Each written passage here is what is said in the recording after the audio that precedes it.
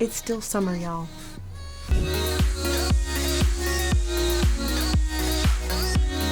Welcome back to Living in Fort Collins. If you do not recognize me, my name is Izzy Olson, and I appear on Patrick's channel once a month, bringing just a little bit of a perspective. I am a non-native to Fort Collins, Colorado. I'm originally from the UK, grew up in Washington State, and have been living in Colorado for over 8 years now.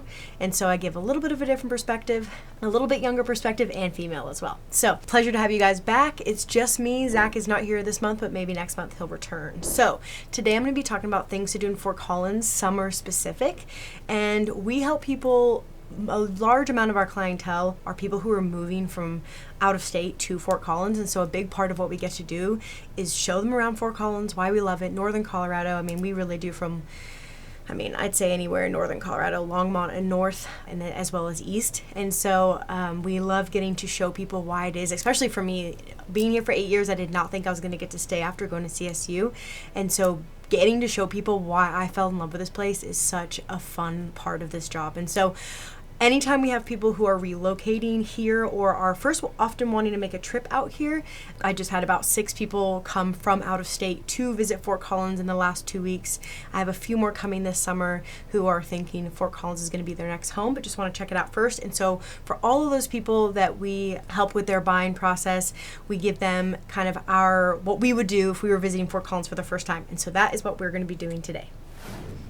I'm first going to start by giving you very summer-specific recommendations, but while our list is more just general things to do throughout the year, especially with having over 300 days plus of sun here in Fort Collins.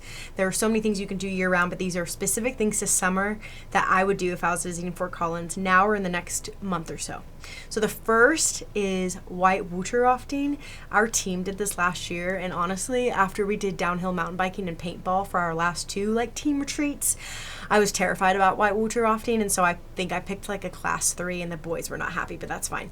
Next time we'll do class 4 because it definitely is not as scary as I thought. But A1, Rocky Mountain Adventures, there's lots of different white water rafting companies here in Fort Collins. We did Rocky Mountain Adventures, and they do class 2, 3, and 4, and they'll do half day and full day trips. We did the half day. I totally would do a full day, and they do the lower Poudre, which is what we did, and then they also do Mishawaka as well. And so for current, they are still booking lower Poudre half day trips, but the Mishawaka half day and full day are fully booked for the rest of the season. So if you're either here in Fort Collins or you're thinking of making a trip next year, definitely check that one out.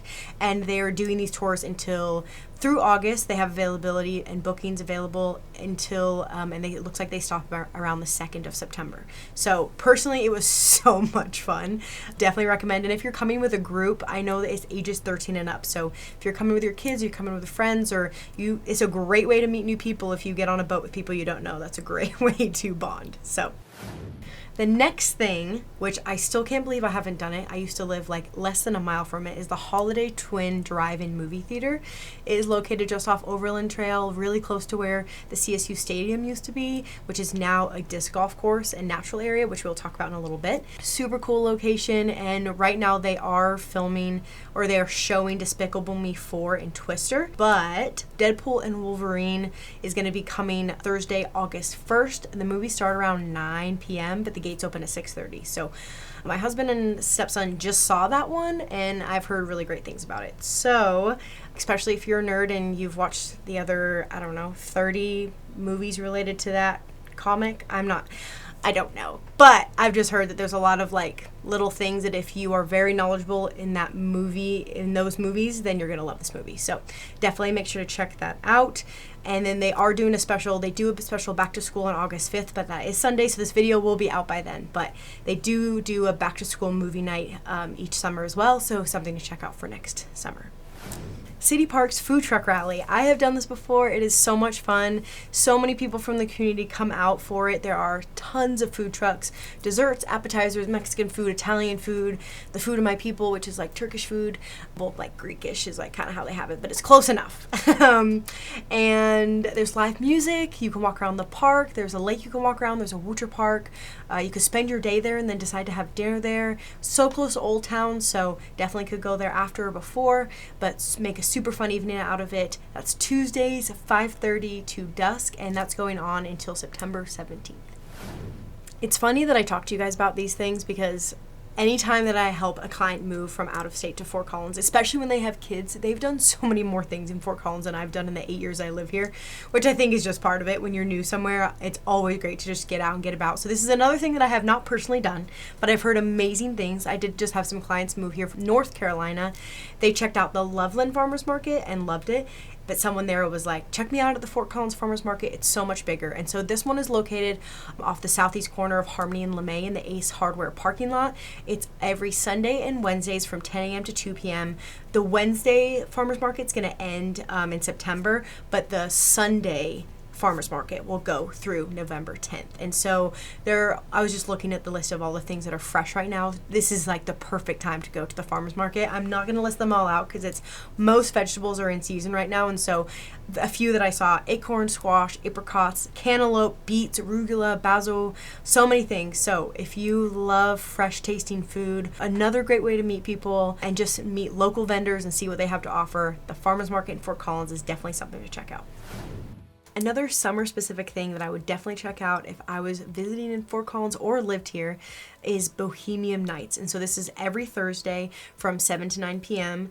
and it goes throughout the summer. And so I'm just going to give you guys a little bit of a taste of what's going to be coming starting August 8th, just of when this video releases. I want to tell you what's coming out. So there's going to be a jazz band on August 8th, Takua Kuroda. I'm probably saying that wrong. But then the following week, we're going to have a world funk band come through, then pop, R&B, and soul, Afrobeat in September, and so it ends on September 5th. So there's still, 5 weeks of Bohemian Nights to check out. It's in Old Town, 7 to 9 p.m. Definitely want to check that out. This is also something else I haven't done, but really would love to do one day. And luckily I have lots of friends who do all these things, so I get to hear from them, which is great because then you get to hear from me. And so disc golfing is a big thing around here. I honestly the first time I learned about disc golfing was watching an episode of Zoe 101. So when I was younger, but it's like a real thing, and courses are all over town here in Fort Collins. The most popular ones are the ones that my friends go to. Adora Park is a big one. Then there's one, and I used to live up in Wellington, so I'd always drive by and be like, what are people doing on the side of the highway? Because the Budweiser factory that's just off I-25 heading north up towards Wellington, where like the Mountain Vista exit is, that has its own disc golf course. Really high ratings for that one. Adora Park, and then Aggie Greens, which is where the old CSU stadium used to be. There's a lot of debate on what that area should become once they move the stadium to on campus, and it's become kind of a natural preserve, open space, and they have the disc golf course, and you get to be tucked up right by the foothills, and then you're so close to the reservoir, so you could go take a swim afterwards. Which leads me to Horsetooth Reservoir. I have been here so many times. It is great if you like to do a hike. You can do a hike to the A. If you guys have ever seen that white A that's on the foothill side, that's the A for the Aggies, which is what CSU used to be before we became the Rams. You can go swimming. There's a swimming beach on the south end. There's not a technical swimming beach on the north end, but you can totally go swimming. But I would say if you're bringing kids, you got the towels, you got the picnics, you got all the things, and you like to have more space and just more more visibility of your kids, I would probably do the south swimming area. The north end is great for paddle boards, but either side, you can't go wrong. I personally just got paddle boards and I'm so in love, and so Horsetooth is a great place to do paddle boarding. It's such a long lake. You can go a pretty good distance, and then you can also boat on Horsetooth as well. Okay, next, this is something we always give our clients is hiking spots. And people are always coming from different elevations, right? And so Fort Collins is pretty significant elevation, just under 5,000 feet. And so I like to give various hiking trails because you never know what someone's ability is, especially at this elevation. And so there are going to be some hiking trails where when this video gets released next week, we unfortunately, Loveland does have a fire right now, Alexander Mountain Fire. And so Devil's Backbone is one of the ones I'm going to mention, but it is not one that would be none in Loveland would be great right now. In Horsetooth, I know Horsetooth Reservoir has been closed so that the airplanes can get water from it to help with the fire. And so these hiking ones, luckily this content is evergreen, and so this is going to be good for the future. These are the ones I like to give. Some of these are okay to do now when this video is released. And obviously when this video is released, it's going to be a week from now, and so hopefully the fire is done and these places are open back up. But I just want to give that little disclaimer. Be praying for Loveland and the Alexander Mountain Fire.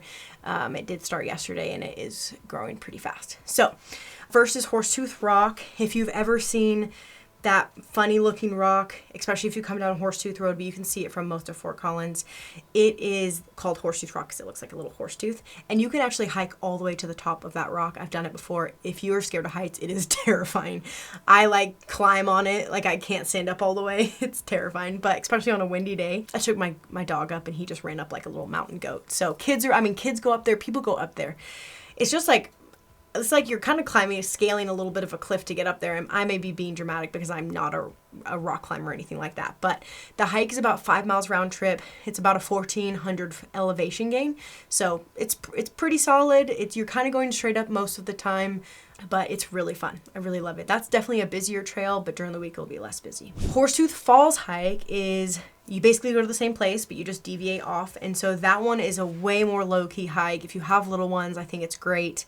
You can see the waterfall at the end. It's about 2.5 miles, just under 2.5 miles round trip. Pretty easy. Basically no elevation gain. Gray Rock is one I have not done. It is 7.2 miles round trip. Pretty popular hike around here. It's a bit more advanced, over 2,400 feet elevation gain. But I've heard great things about it. Seaman Reservoir. I love going to the Seaman Reservoir. It's up the Pooter, so definitely gives you an excuse to just head on up there.